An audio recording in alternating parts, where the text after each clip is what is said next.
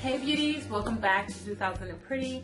In today's video, as you've read in the title, we are going to be decluttering my makeup collection, my beauty stash. I've already gone through and pulled out the things from my collection that no longer service me. I'm actually doing an all-around clean out in my home, pulling clothes and shoes and other things of the sort that it's just time to move on out. I do this seasonally. I've shown you guys some of my beauty declutters last year, and I definitely want to continue doing them. And I figured what way to start the new year than to show you guys the beauty items that I am decluttering. So this is the entire bag here that I'm going to be getting rid of. And yeah, without any further ado, let's jump right into it. Okay guys, so I've gone through my collection. I've pulled out all of the things that I want to declutter. One or two of these things are empties, but I just decided to go ahead and include them all in this video to show you what is being removed from my declutter. You can see we have a very large array of lip products because I try to cycle through lip products as often as possible. I do have a lot of lip products, and the products do go bad really quickly, and so I try to pull out the ones that need to be removed. I have a good bit of complexion products like foundations, concealers, things that, you know, either are empty or just didn't work out for me anymore. And yeah, so let's go ahead and get started. I want to start with these priming products here. This one here is from L'Oreal. This is the Vitalift Miracle Blur. I had both of this. This comes in two variations. It comes in an oil-free version and just a version of it that has SPF in it. And this one here is the SPF version. And I actually really like this during the time that I used it. It worked really well. The only thing with this though is that it does have an SPF 30 in it, and so I'm very wary of products that have SPF because once the SPF in the product expires, it kind of changes the texture of the product, it changes the functionality of the product, and so I'm going to go ahead and get rid of this product. This one, as you guys have come to know if you are familiar with my channel, this is the Rimmel Stay Matte Primer. I love this primer. It's a very inexpensive, I think it only costs about $6, but for the amount of time that I need to have my makeup on, that I need to be presentable, I really do feel as though this holds up well. It really does help with the mattifying effect of my makeup. It really does help give my makeup something to sit on without having problems with smudging and budging and all of that, without sinking into my pores. This isn't necessarily a primer that is recommended for pore filling or anything like that, but I do feel as though it provides a really good layer to prevent the foundation from sinking into my larger pores. The next one that I want to talk about, this I bought when it was trendy. This is definitely a YouTube made me buy it item. This is the Monistat Shaping Relief Powder Gel.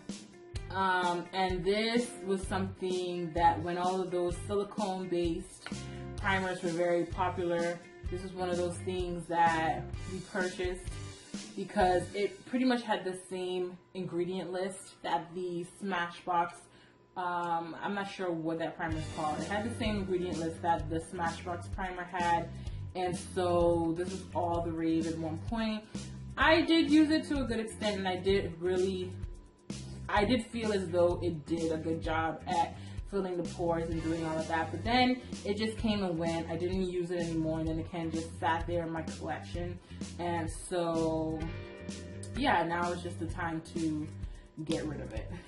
I want to move on to these LA Girl Pro Concealers. This is another YouTube made me buy it thing. I do not like these. I don't understand what the hype is for so many people. And I'm sure that they work well on some people, but for me, they just did not do it. They would get really patchy, really uneven, and they would separate. Overall, these were disappointing. They did not live up to the hype, and yeah, so I'm getting rid of them. Then I have foundation products. This one here is the Revlon Color Stay Wit Foundation. I really enjoyed this product, but I had two of these. I finished one completely, and then I moved on to this one. The problem that I have with this is that the cover, the plastic black cap for it always cracks. And yeah, I'm left with this, but then it's like this also cracks, and then air gets into it, it changes the consistency, it causes it to oxidize in itself. And after a while, I just don't want to put this on my face. It has definitely oxidized, and I really like this. It's a good foundation, but I think that the packaging needs some work. I think it's just too bulky, it's too big, and the cap is really cheap. And so ultimately, it ends up breaking, and yeah, there's not very much that you can do to save it. The next thing that I used up completely, this is the Revlon Color Stay, the regular Color Stay in just the liquid form. This is the combination oily skin formula. They do have a normal to dry skin formula, but this is the one that I use. My shade in this is Cappuccino, and this is an awesome drugstore foundation. Unfortunately, as I've mentioned in older videos, I don't shop Revlon anymore. I don't know, Revlon just doesn't call to me anymore. I do love this foundation, but Revlon as a brand just doesn't really call to me. Next, I have this CoverGirl Queen, the All Day Flawless 3-in-1 foundation. This is the brown skin girl version to the 3-in-1 that has the blue nozzle. So this is a line that runs in deeper shades that are better suited for women of color.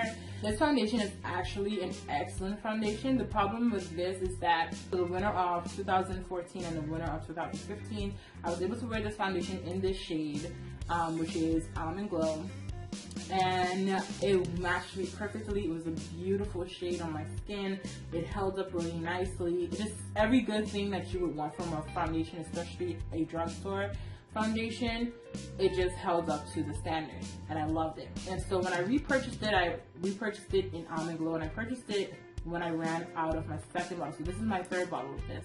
When I ran out of my second bottle last year, I repurchased this, and so I got really dark once it started to get warm, and I never returned to this shade. I never got back to the shade that I previously was.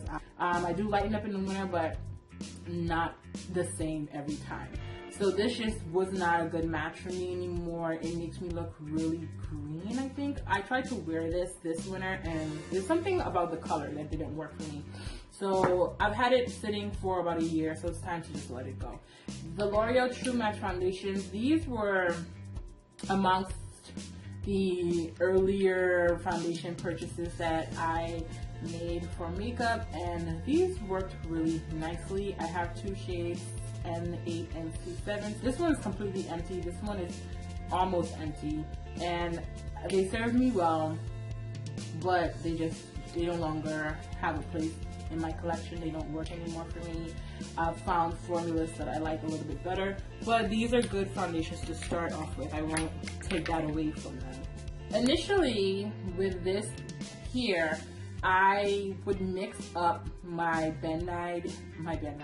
I would mix up my Ben Nye loose powders in here. I would mix Topaz and Banana and Chestnut, whatever shades I needed for the complexion I needed to set my makeup, I would mix in here. And then I had two pan powders that broke and crumbled, and I was like, oh well, I thought it was a good idea to put them in here, and I would use it as a loose powder.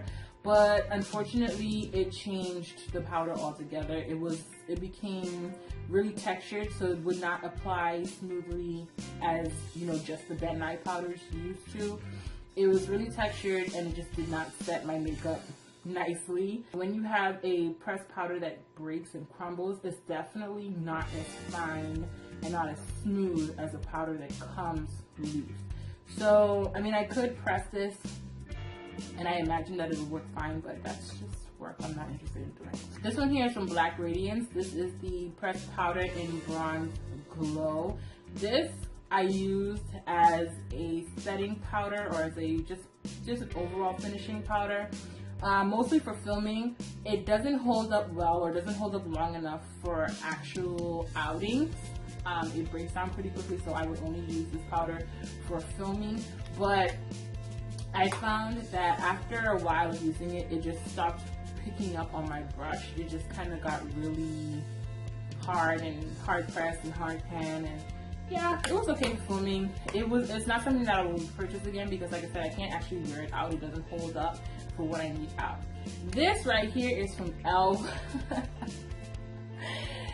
Oh, guys, this thing has been in projects and declutters, and it has been in so many other videos I cannot begin to tell you. But this is a e.l.f. and they don't even make it anymore. That's how old this is. But this was a bronzer. This was the perfect cool tone contour shade for me that I fell in love with, and it was only $1, and it was just so amazing. It cast the perfect shadow, and I tried getting rid of it so many times, and every time I would get rid of it, I would pull it back out. But now is the final time. It's gone for good. I'm ready to let it go, because the Becca Highlight Low Light Powder, the contour powder in that low light highlight palette, is the exact same shade as this. Now that thing is like $30-something, whereas this was $1. If e.l.f. would bring this back, I would buy this hands down. But they still make bronzers in like this kind of packaging, but they no longer make this shade. So yeah, a lot of luck there. But this was awesome. This was amazing. It's just really old, and it's time to let it go. Okay, so moving right along to blush, or rouge, as some people like to call it. I have, these are the e.l.f. HD blushes. These have been with me for a very long time, and it's just time to let them go. I have 2 shades in Showstopper, which is this deep plum color here. I have Encore, and I have Diva. So these are cream blushes with a pump, and initially these were a really good idea. They kind of imitated the Makeup Forever ones, the Makeup Forever HD blushes, and they weren't a bad idea. They are very pigmented. I would pump so you can see, but this would have me stained for the next 3 days. They're very pigmented, very long lasting, and so much so to the effect that at one point I started wearing these as liquid lipsticks because they were that pigmented, they were that intense, and they were that long wearing. These made really good liquid lipsticks, but I just stopped wearing them. They're really old. I've had them for a while, so it's time to let them go. I have the Revlon Photo Ready cream blushes, I guess these are. This one is in number 200 Flushed, and I tried to use this as much as I could. I just, wasn't in love with it.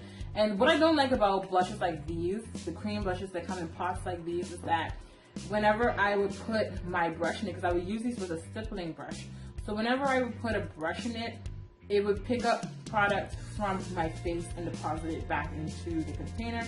So it would just get really dirty, really messy, and have makeup in it.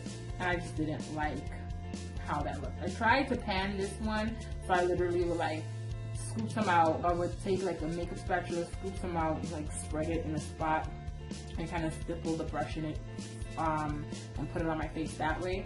But these are just old again, time to go. And I don't have any intention of picking up any more cream blushes or liquid blushes or anything like that, because I don't get as much use out of them as I should, or as I think I'm going to, without having to like force myself to use them. This next one here is one of my all-time favorites. This was definitely in my project Use It Up last year. This is from Black Radiance. This is the Artesian Color Based Blush in Raspberry.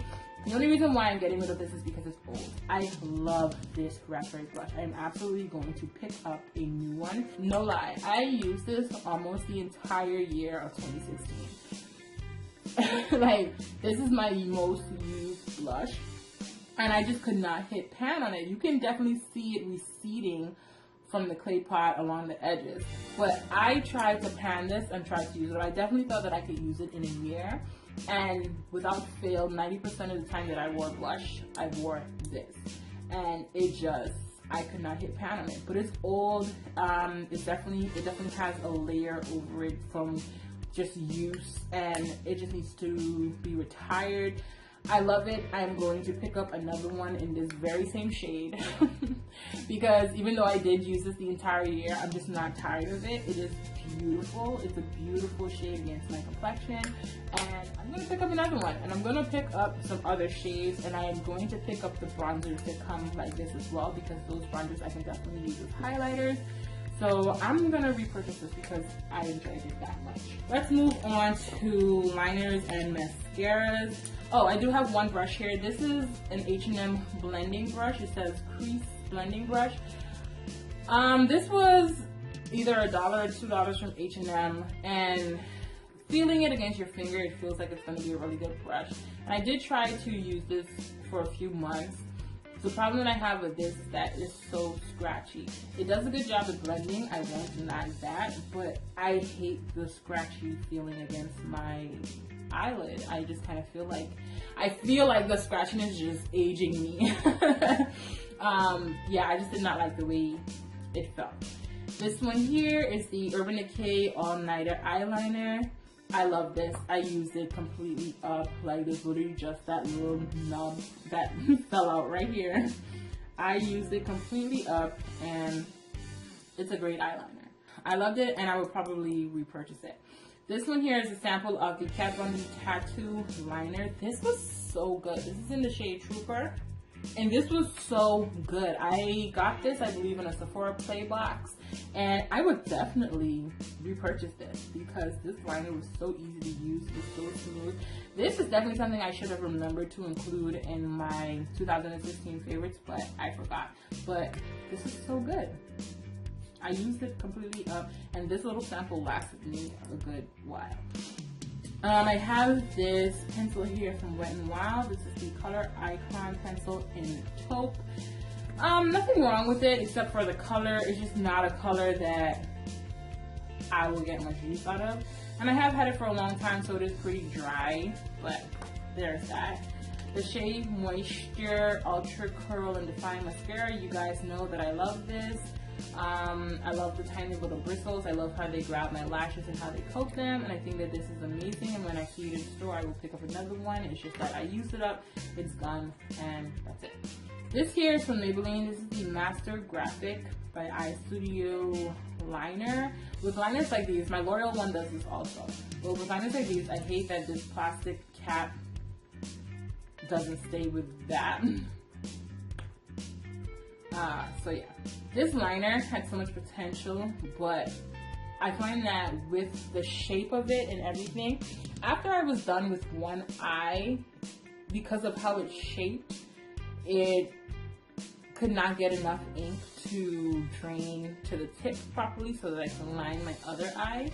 So I just think it's just a manufacturing issue, but it is really black, it is really nice. I just didn't think it did enough. This is the Maybelline Eye Studio Quad in 20 Sapphire. Is that what it's called? Yeah, this is the quad in Sapphire. These quads are beautiful. I have two others that I love. I think they are beautiful. The shades in this, flawless. They are beautiful. I got a really nice eye look out of it today. But here's the thing. I don't wear blues enough to keep this. And I have a few other palettes that have blues in them that I am more likely to pull for than I am this. I've had this in my collection for a good while, and honestly, I don't reach for it. I've reached for it only a handful of times. It's pretty much still like brand new. I don't think I've ever even used this black shade in the palette. I know I've used the other three, but yeah, I don't reach for it, and it grieves me a little bit to have to declutter it because it is so beautiful and the formula is so good. It is a really nice formula. Hopefully I can find someone that wants it because it is a good palette, but blue is just not something that I reach for enough. Maybe once in a blue moon. I reach for blue, and I have other blues in palettes that I would gravitate towards more than I would to this. So that is the only reason why I'm getting rid of this. I have 2 perfumes here. These are Mariah Carey perfumes. This one is an authentic Mariah Carey perfume. It's just not a scent that I like. I don't like them. I don't reach for them. So, bye. And now, on to the lipsticks. I have all of these Ulta brand liquid lipsticks. I bought all 8 of them when they first released. And this is before I had any real experience with liquid lipsticks, or, you know, I didn't really have much expectation from them. And when I first bought them, I really did like them. They did take a little bit of work. They literally take about half an hour to dry down. Overall, I liked the color.